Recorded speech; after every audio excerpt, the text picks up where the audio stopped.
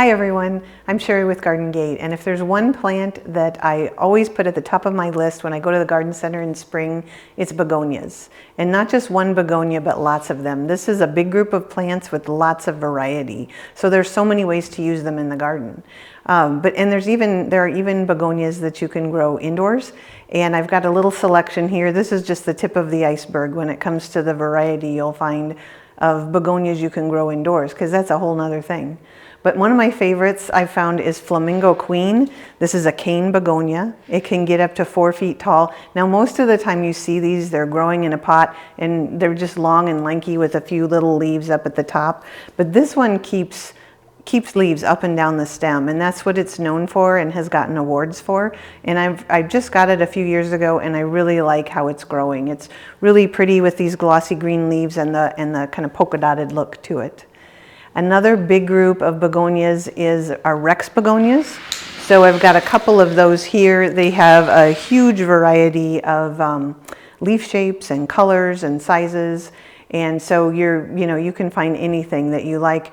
And this one's called West Texas Blizzard, and you can kind of see why with these big silvery patches and kind of a little gray edge with more speckles in it.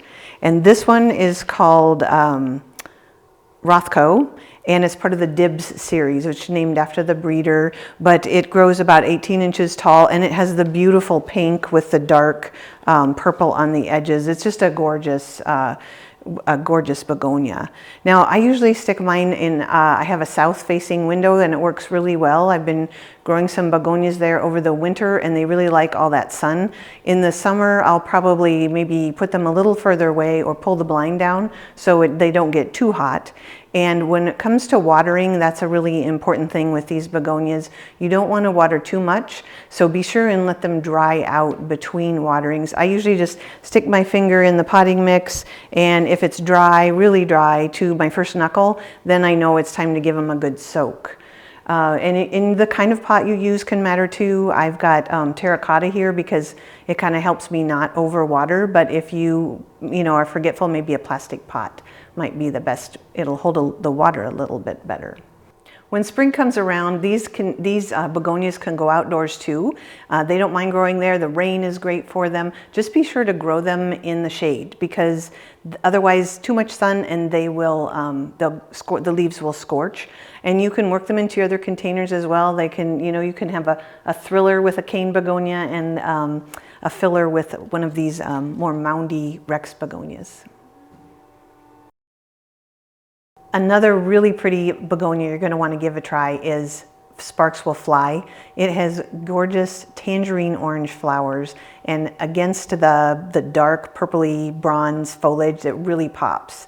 I really like it as a specimen plant, or you can mix it in with other companions too, but it's really an eye-catching begonia. And those orange flowers that by fall, they'll stay a nice orange through the season, but then in the fall they kind of get a little more yellow.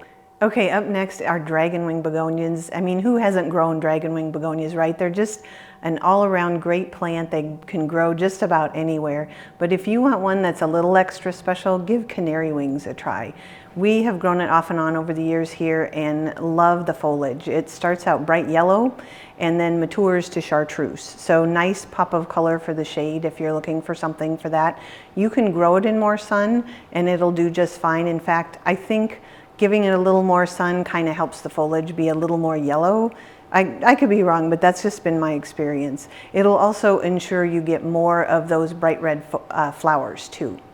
It grows about, or canary wing grows about 15 to 18 tall, and so you can use it in your containers. It's a great companion. It's not quite as vigorous as dragonwing, so you don't have to worry about it taking over the pot. You're not going to have to prune it back if it starts to take over one of its companions. So it makes a nice like sort of filler plant. It grows up and then a little bit over, so it even kind of looks a little traily sometimes too, depending on where you're growing it.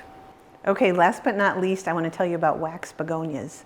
All the others I've told you about have been good container plants because usually you'll find them at the garden center in 4-inch pots. They're going to be a little more expensive, so you're probably not going to want to buy tons of them. But if you need a flat or 2 or 3. Wax begonias are a great choice.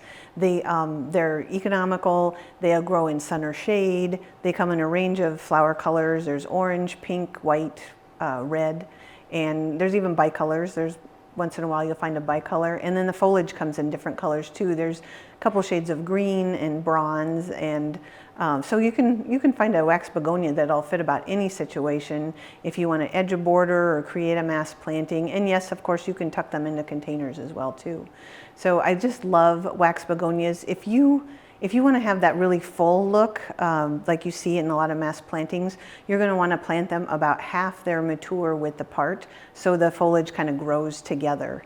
And that should, and another thing I've done sometimes is when I get a flat, sometimes they're really leggy. So once you pull them apart, the individual plants are really lanky, and it's easy to break them off. Sometimes I just go ahead and cut part of the stem off, maybe like a third of it, and it'll branch from there and grow, and they look a little awkward at first, but they fill in a couple weeks and look great. Okay, so next up is Double Up Begonia. It's actually a wax begonia, but it has double flowers. I really like it. I grew it a few years ago, and it really bloomed well, grew well. It grows about 18 inches tall and a little less, about 14 wide. And you can grow it as a single specimen plant because there's lots and lots of flowers. And plus they're double, so they're really kind of sweet. They look like little tiny roses.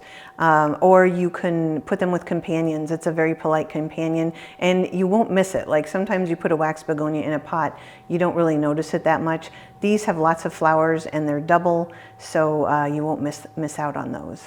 And that's just a few of all the begonias that you can find out there at the garden center this year. I hope you found a few that you liked when in this talk, but hey, if you find some new ones that you like, let us know in the comments. Thanks for tuning in.